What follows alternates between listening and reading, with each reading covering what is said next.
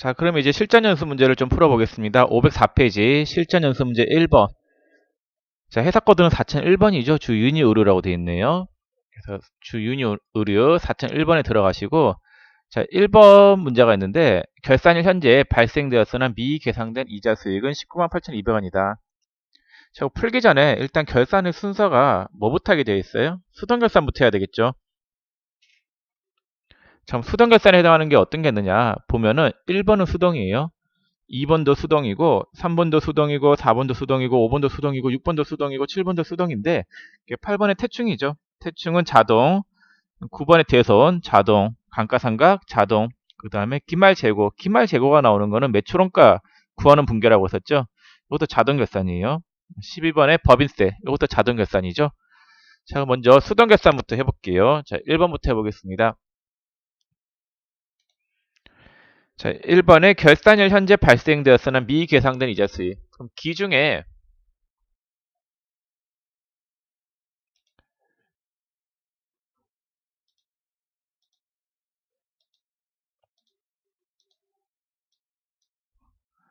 자, 기중에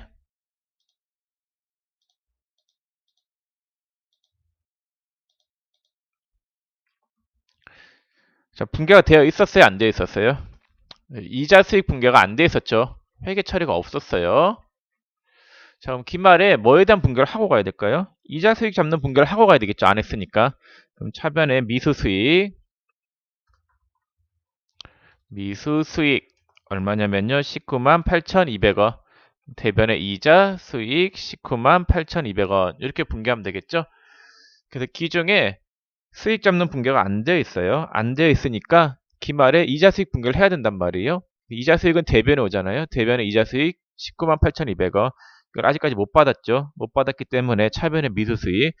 미수 수익은 단기에 해당하는 수익을 받지 못했을 때 사용하는 계정 과목이 미수 수익이단 말이에요. 받을 날이 올해는 아니지만 받을 날이 내년이에요. 내년에 받을 돈이지만 올해의 수익 발생분에 대해서 돈을 못 받았을 때 사용하는 계정 과목이 미수 수익이에요.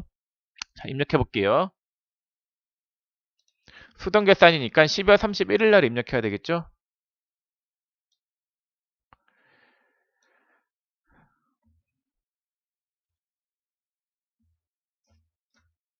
자, 12월 31일 날 차변에 미수 수익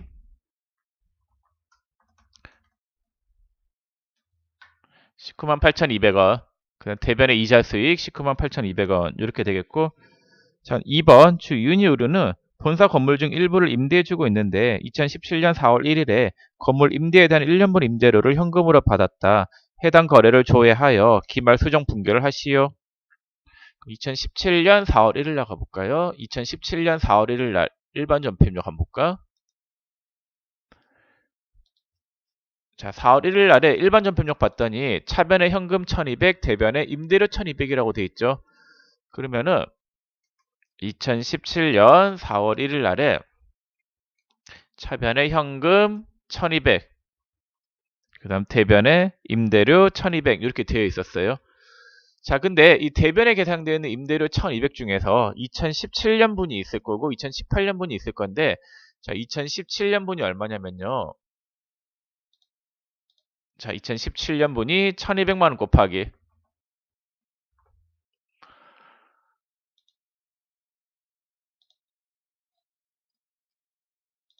1200만원 곱하기 몇 개월치예요? 자, 임대료를 받았잖아요. 일단 수익을 했는데 이 수익 계상분 중에서 내년도 겠단 말이에요. 올해 거는 9개월치겠죠. 네, 9개월치 거고, 그 다음 2018년도 분이 얼마가 있냐면요. 2018년도 분이 1200만원 곱하기 12분의 3개월치가 있을 거예요. 그럼 요 금액이 얼마가 나오냐면요. 300만원이겠죠. 그래서 대변에 계상되어 있는 임대료 1200 중에서 차기에 해당하는 임대료가 얼마가 있냐면요. 300만원이 있단 말이에요. 그래서 임대료 300을 차변에 빼요. 내년도 거니까 1200 중에서 내년도에 해당하는 거, 1200 중에서 내년도에 해당하는 게 300이 있겠죠. 내년도 거 300을 빼고 내년도에 해당하는 수익을 보관하는 계정 과목을 뭐라고 하나요? 선수 수익이다라고 하죠. 선수 수익이라고 하는 거는 차기에 해당하는 수익을 보관하는 계정 과목을 선수 수익이다라고 해요. 차기분 수익. 그래서 그래서 내년도 수익을 빼고 그 계정 과목을 선수 수익으로 바꾸면 되겠죠.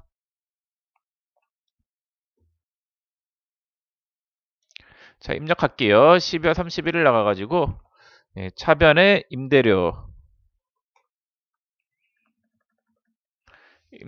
얼마 있죠? 300이네. 300. 그 다음 대변의 선수 수익 300. 이렇게 입력하시면 되겠습니다. 자, 3번. 3년 전에 국민은행에서 차입한 장기 차입금 중에서 내년에 만기가 도래하는 차입금이 4천만 원이 있다. 그럼 장기 차입금이 만기가 1년 이내에 도래하면은 그 계정 과목을 유동성 장기 부채로 바꿔야 되겠죠. 대변에 있는 장기 차입금을 차변에 빼요. 거래처 거래 되겠죠. 장기 차입금이니까 부채잖아요. 채무잖아요. 금액이 4천. 그 다음에 유동성 장기 부채. 이렇게 입력하시면 되겠고 4번 2017년 7월 5일에 사무용 소모품을 현금으로 구입하였는데 12월 31일 결산 시에 소모품을 조사한 결과 미사용분 20만 원이 있음을 발견하였다. 7월 5일날 분기 한번 들어가 볼게요. 7월 5일날 분기를 들어가 보면은 소모품이 샀을 때 비용 처리돼 있죠. 그러면은 2017년 7월 5일날에 차변의 소모품비가 비용 처리가 돼 있어요. 얼마만큼 비용 처리되어 있냐면요. 120만 원. 120만 원.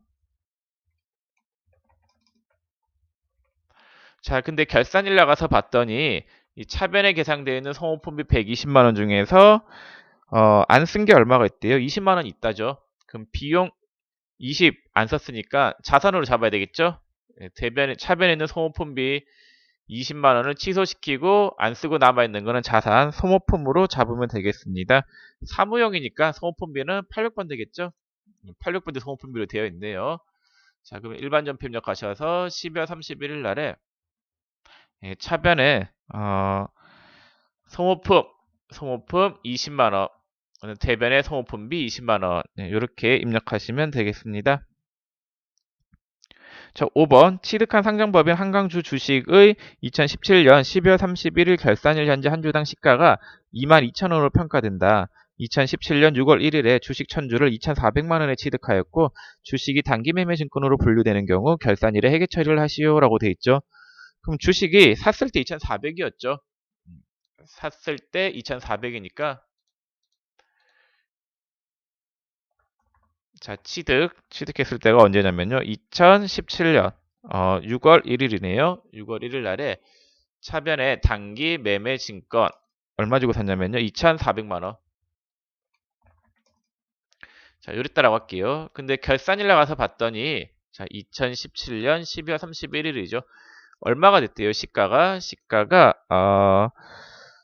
22,000원이 됐다죠. 그럼 1000주 곱하기 22,000원이 됐으니까 요 금액이 얼마예요? 2,200만 원이죠? 그럼 2,400이 된 게 2,200이 됐으니까 대변의 단기 매매 증권을 얼마 빼면 돼요? 200만 원 빼면 되겠네요. 200만 원 빼고 그 다음에 손실 난 거죠. 평가 손실. 단기 매매 증권 평가 손실 200. 이렇게 분개하시면 되겠습니다.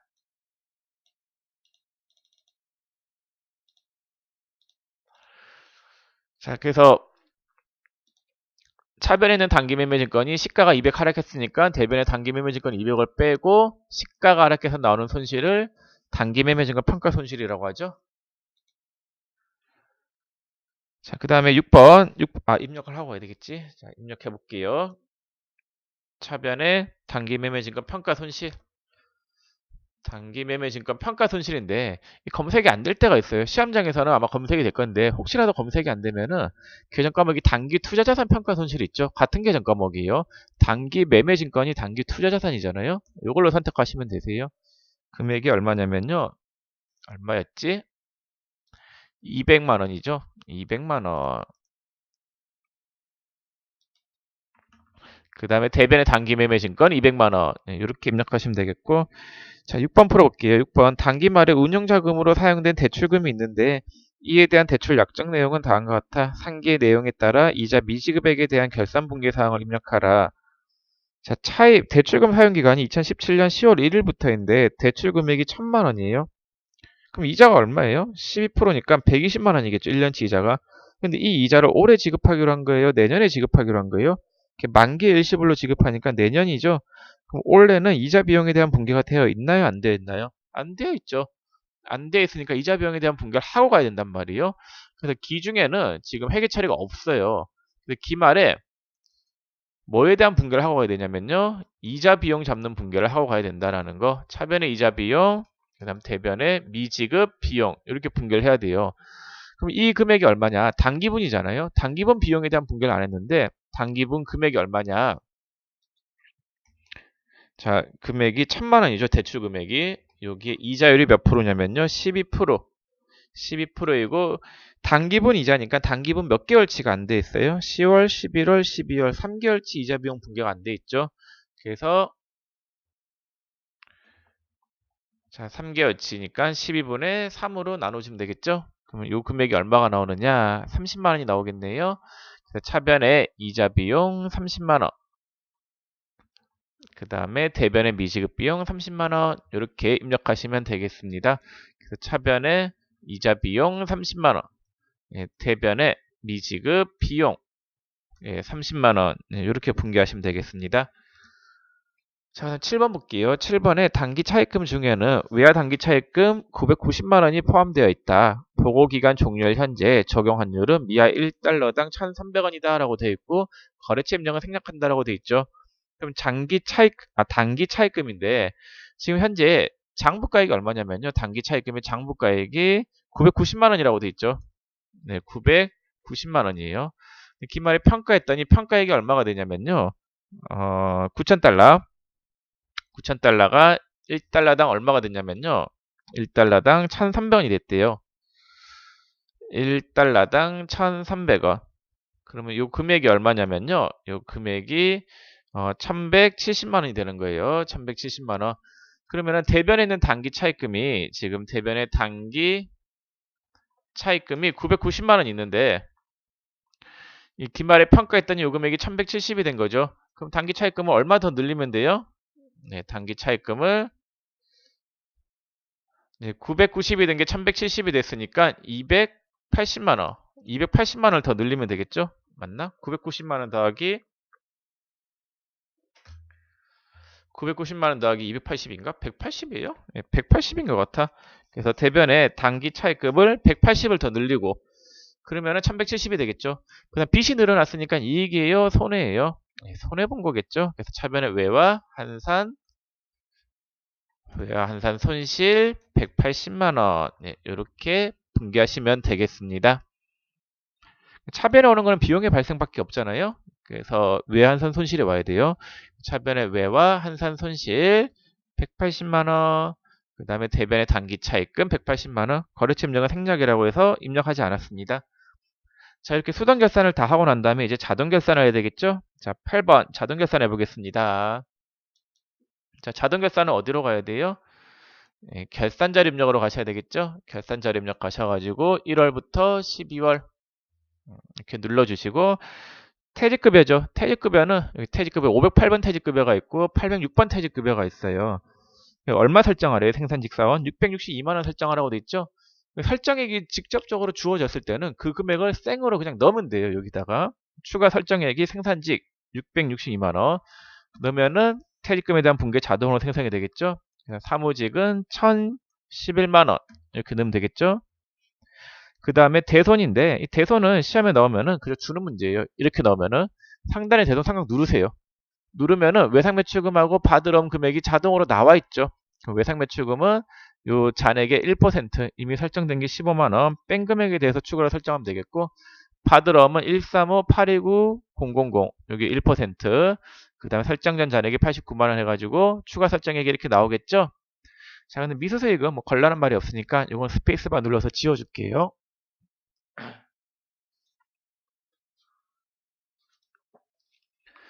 자, 그 다음에 결산 반영 버튼 누르면은 여기 대손삼각의 외상매출금하고 받으러 온 부분에 금액이 자동으로 생성되는 것을 알 수 있겠죠? 네, 이렇게 하시면 되겠습니다. 자, 그 다음에 감가상각비 10번 문제. 이것도 그저 주는 문제죠.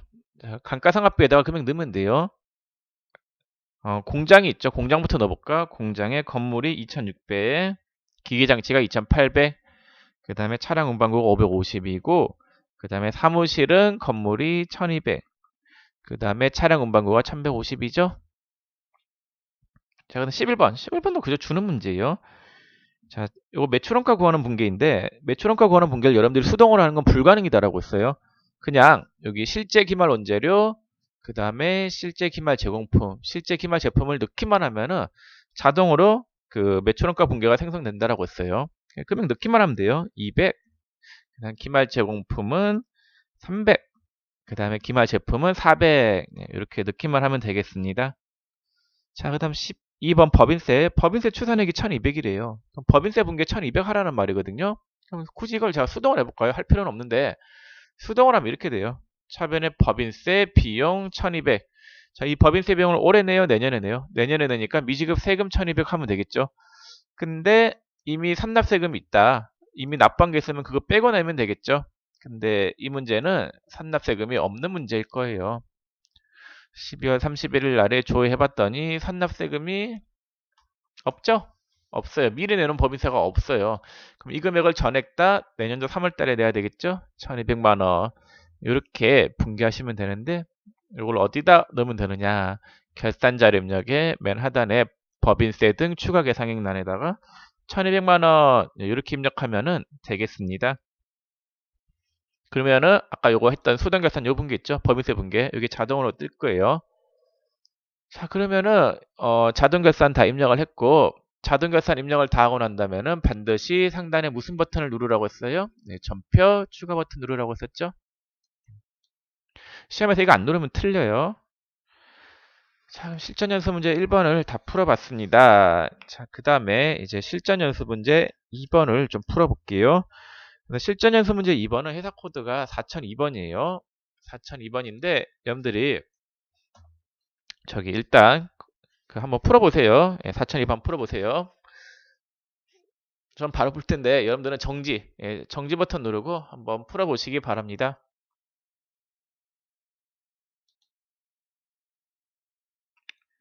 자, 그럼 이제 실전 연수 문제 2번 볼게요.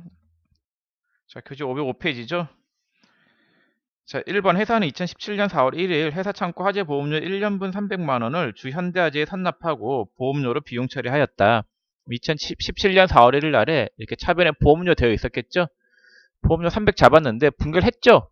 했는데 이 내에 차기분이 있을 거 아니에요? 차기분이 얼마인지 봤더니 2018년도 비용은 300만 원 곱하기 내년도께 3개월치가 있겠죠.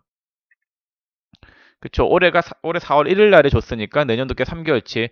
300만 원 곱하기 12분의 3 하면은 75만 원이 차기분이단 말이에요. 차기분 보험료 75만 원을 대변에 빼고 차기에 해당하는 비용을 보관하는 계정 과목을 선급비용이다라고 한단 말이에요. 그래서 차변에 선급비용 75만 원, 대변에 보험료 75만 원, 이렇게 입력하시면 되겠습니다. 자, 그다음 2번. 2번이 좀 어려운 문제인데, 자, 이거 한번 보세요.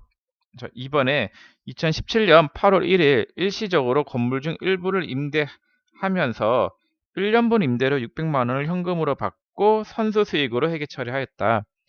자, 임대료를 600만 원 받았죠. 그럼 차변 현금 600인데 보통 일반적인 분계는 여러분들 이렇게 되겠죠. 일반적인 분계는 임대료 받았을 때 대변에 임대료 600이라고 잡잖아요. 근데 이걸 임대료로 잡지 않고 선수 수익으로 잡았잖아요. 차이가 뭐냐면요. 자, 차이가 임대료는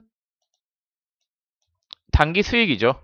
선수 수익은 언제 수익이에요? 차기 수익이잖아요. 그래서 보통 일반적으로 돈 받았으면 단기 수익으로 잡지 차기 수익으로 잡지는 않는단 말이에요. 근데 이 문제는 좀 특이하게도 돈 받은 거를 차기 수익으로 잡았다라고 돼 있죠. 그럼 내년도 수익을 다 잡아놨단 말이에요. 근데 이 내에 내년도 수익이 아닌 게 얼마가 있어요? 내년도 수익은 2018년도 수익은 600만 원 곱하기 12분의 8에서 400만 원만 내년도 수익이단 말이에요. 400만 원만 내년도 수익이지 올해의 수익은 또 얼마예요? 단기 수익은 2017년도 수익은 200이단 말이에요. 그래서 2017년도에 해당하는 건 임대료가 돼야 될 거고 400만 원만큼이 선수 수익으로 돼야 돼요. 그러면은 지금 대변에 선수 수익 600이 잡혔는데 이게 차기분이잖아요. 차기분 수익은 400만 원만 돼야 되니까 얼마를 잡아 빼야 돼요? 200을 잡아 빼야지 400이 되는 거잖아요. 그래서 내년도에 해당하는 수익이 600이 아니라 얼마가 돼야 되는 게 맞아요? 400이 돼야 되는 게 맞으니까 600 중에서 200을 빼면 400이 되겠죠. 그 다음에 단기 수익 안 잡은 게 얼마가 있어요? 단기 임대료가 200이잖아요. 그래서 단기 임대료 200만 원을 이렇게 분개하시면 되겠습니다. 그래서 만약에 기존의 분개가 대변에 수익 잡혀 있었다. 임대료 600으로 잡혀 있었으면 이거는 쉽죠. 임대료가 내년도께 400, 내년도께 400, 올해께 200만 돼야 되니까 이 중에서 임대료 400을 빼면 되겠죠. 임대료 400을 빼고 그 다음에 내년도에 해당하는 수익은 뭘로 잡아요? 내년도에 해당하는 수익은 선수 수익이죠. 선수 수익 400 이렇게 분개하면 된단 말이에요. 여러분들 일반적으로 알고 있는 분개 이렇게 하는 건데 요거는 문제가 대변에 단기 수익이 아니라 차기 수익으로 잡혀있단 말이에요. 그럼 차기 수익이 너무 많이 잡혀있으니까 빼야 돼요. 200을 빼면 차기 수익이 400 잡힐 거 아니에요. 400만 원만 차기 수익이잖아요. 빼고 단기 수익 200 잡아야 될 거 아니에요. 단기 수익은 임대료 200 이렇게 분개를 하시면 되겠습니다.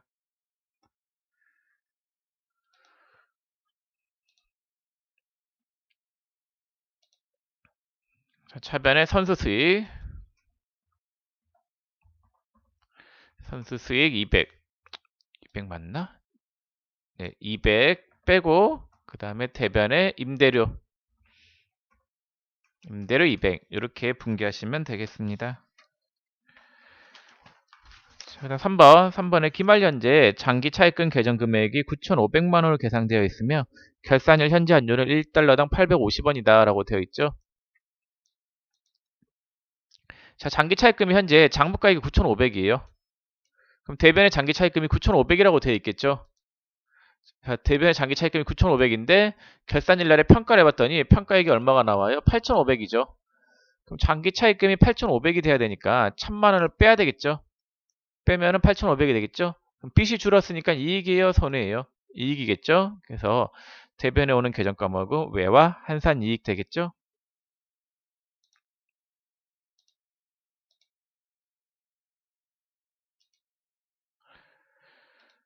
차변의 장기 차입금.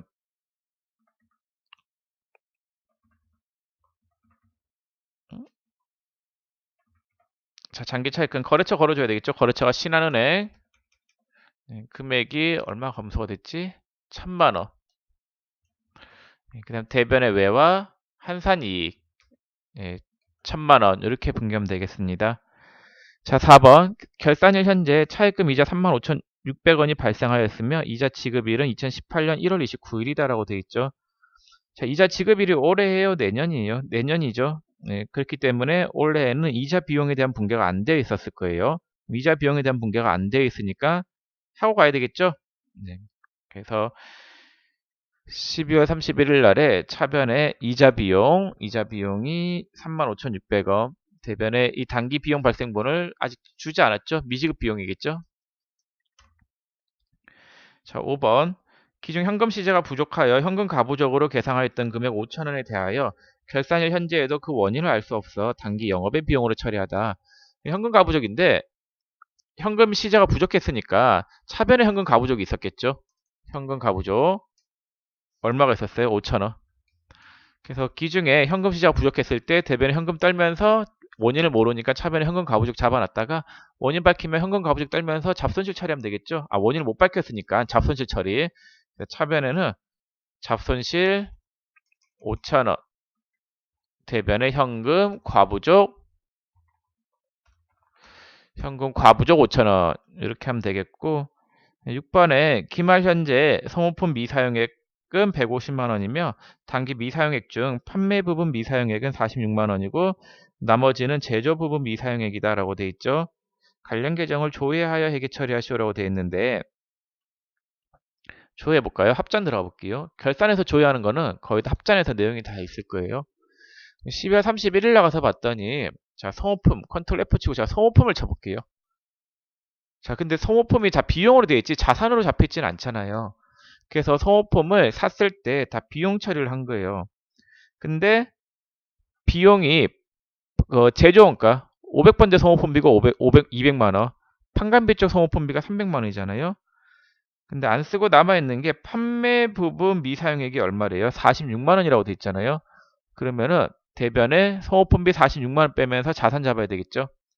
그러니까 소모품을 취득했을 때 회계 처리가 비용 처리되어 있으니까 안 쓰고 남아있는 거는 자산으로 잡아야 된단 말이에요. 그 분개하면 되겠죠. 그래서 차변에 자산 40 얼마가 남아있어요? 150만원 남아있죠.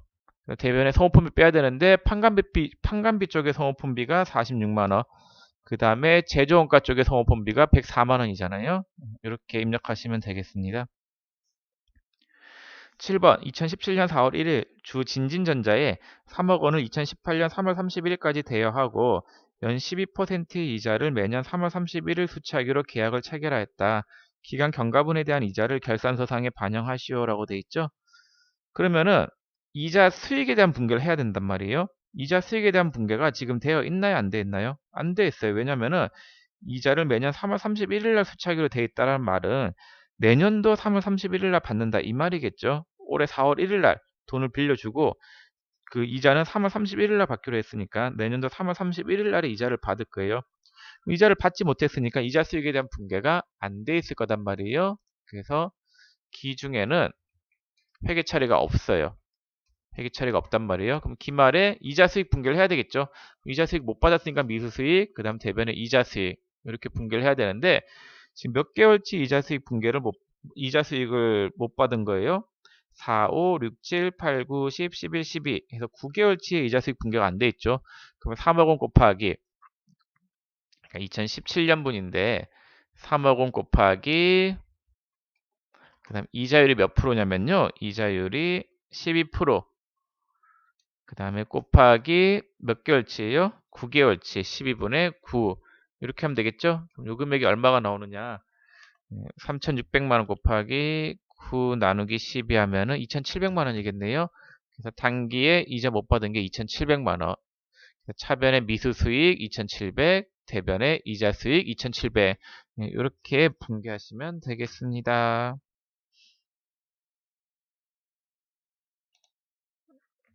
분개 볼까요? 차변의 미수 수익 2,700만 원.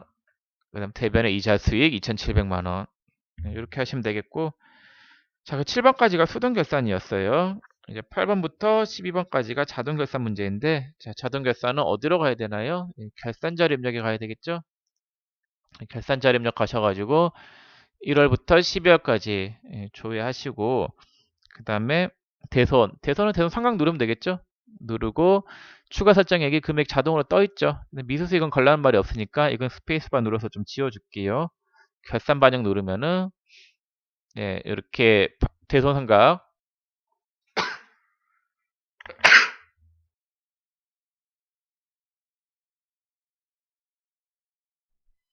대손 삼각 쪽에 외상 매출금하고 받으러 온 부분에 금액이 자동으로 반영되는 걸 알 수 있겠죠. 그 다음에 퇴직급여인데 추계액이 생산직은 3,000, 그 다음에 기설정된 태충이 1,800, 사무직은 5,000, 기설정된 게 360인데 이것도 상단에 태충 누르면 간단하게 할 수 있어요. 추계액 넣으면은 3,000, 그 다음 800번 되는 5,000 넣으면은 추가 설정액이 얼마인지 나오죠. 요 금액을 반영시킬 때에는 결산 반영 버튼 누르면은 여기 제품 배출원가 쪽에 퇴직급여의 금액 반영되고 판관비 쪽에 퇴직급여의 금액이 자동으로 반영이 되죠. 그럼 10번에 요거 기말 재고 자산 나왔죠? 나오면은 그냥 넣으면 된다라고 했어요. 아무 생각 없이 그냥 넣으세요. 자, 기말 원재료가 얼마냐면요. 750만 원. 그 다음에 기말 제공품은 800만 원. 그 다음에 기말 제품은 5천만 원. 이렇게 입력하시면 되겠고 11번은 감가상각비 문제인데 여기 무형자산 감가상각비죠. 이거는 무형자산 상각비 쪽에다 금액 넣으면 돼요. 특허건이 200, 개발비가 300이죠. 금액 넣으면은 무형자산 상각비에 대한 분개가 자동으로 생성이 돼요. 자, 그다음 12번이 있죠. 12번이 그 감가상각비 문제인데 뭐 회계급에서는 그렇게 잘 나오는 문제는 아닌데 제가 이거 어떻게 하는지 좀 설명을 드려볼게요. 자, 12. 유형자산의 일부 내역은 다음과 같아. 고정자산 등록 메뉴에 등록하고 감가상각비를 결산에 반영하시오라고 돼 있죠. 자, 먼저 이 문제 풀 때에는 어디로 들어가야 되냐면요. 고정자산 등록이라고 하는 메뉴에 먼저 들어가셔야 되세요. 여기 보면 고정자산 및 감가상각이 있잖아요. 고정자산 등록하셔가지고 자, 자산 계정 과목이 기계장치가 있죠. 예, F2 누르면 되는데 기계장치 코드 번호가 101번 자산명이 자동화 기계 취득한 날이 2014년 12월 11일 기초가액이 2,400 정기말 상각 누계액이 930만원 내역연수 넣어볼게요. 내역연수 8년을 넣었더니 여기에 상각 범위액 해가지고 회사 계상액 금액이 자동으로 뜨죠. 감가상각비 금액이 자동으로 계산이 된 거예요. 그 다음에 기계니까는 500번 되죠. 제조 업종 코드가 문제에서 13번이라고 되어 있죠. 자, 이렇게 넣어요. 자, 이렇게 고정자산 등록에 넣고 나면은 고정자산 등록에서 감가상각비 금액이 자동으로 계산이 됐고 그 다음에 결산자료 입력 메뉴에 가서 감가상각을 누르면은 감가상각비 금액이 자동으로 불러와지는 걸 알 수 있겠죠. 그리고 결산 반영 버튼을 눌러볼게요. 그러면은 여기 감가상각비 500번 되죠. 518번 쪽에 기계장치 감가상각비 부분에 금액이 자동으로 반영이 되고 있죠. 그래서 순서가 이렇게 돼요. 혹시라도 문제가 고정자산 등록해서 감가상각비를 결산에 반영하라는 문제가 나오면은 일단은 고정자산 등록 들어가서 내용을 입력하면은 감가상각비 금액이 떠요. 요 금액이 나왔죠? 그 다음에 결산자료 입력 가서 상단에 감가상각을 누르면은 고정자산 등록에 입력되어 있는 금액이 자동으로 따라온단 말이에요. 그리고 결산 반영 버튼을 누르면은 해당 금액이 해당 메뉴에 반영이 된다라는 거. 자, 그다음 건물 있죠? 건물 해볼게요. 건물은 202번. 코드 번호가 102. 그 다음 본사 건물. 취득은 2014년 8월 31일이고 상각 방법은 정액법으로 되어 있죠. 기초가액은 6,800만원. 상각 누계액은 680만원. 그 다음에 내역 연수는 20년. 하면 감가상각비 금액이 뜨죠. 그 다음에 경비 구분은 판관비 쪽이겠죠. 본사 건물이니까. 그 다음에 코드는 13번. 그다음 결산자료 입력하셔가지고 상단에 감가상각 누르면은 건물에 대한 감가상각비 금액이 뜨죠. 그다음 결산 반영 버튼 누르면은 판관비 쪽에 건물의 감가상각비란의 금액이 자동으로 반영이 되겠습니다. 자, 이런 식으로 감가상각비까지 다 했고 다 하고 난 다음에 상단에 무슨 버튼을 눌러야 돼요? 전표 추가 버튼을 눌러야 되겠죠? 자, 해서 실전연수 문제 2번까지 다 풀어봤습니다. 그 다음에 실전연수 문제 3번하고 그 뒤에 실전연수 문제 4번은 잠깐만 쉬었다 하겠습니다.